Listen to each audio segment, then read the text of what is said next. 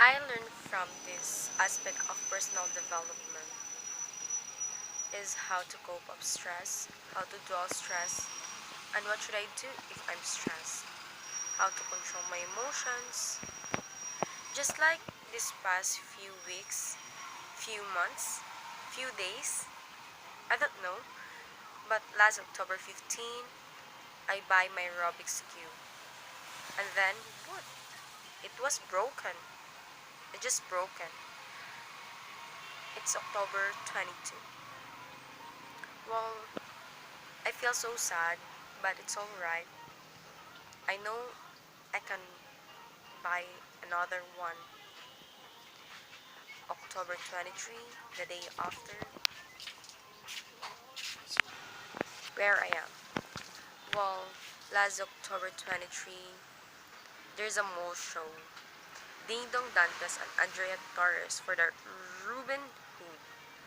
Well, it's just that it seems that I'm happy, but you know what? I lost my phone. But it's alright, it's just a material thing. I can both another one, right? And now, look at me. I still manage to smile, to laugh, even though deep inside I'm really hurt. This this October was very stressful to me. Just like what happened last week. This past few days, I mean, um, we've been practicing all night, Joe. Well, all day.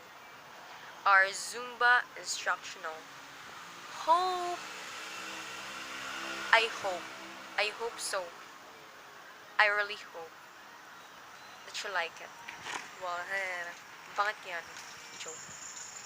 Well, I have a lot of learnings. I learned a lot from this. Then I just realized that it really helped me to to be a better person. Yeah. If I were you, you study personal development. I mean, personal development. Sorry naman. Anyways, yeah, I learned a lot. That's it.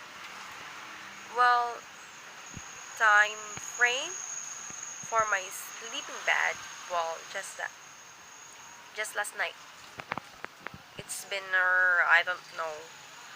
It seems that I sleep um in the morning, 2 a.m. in the morning.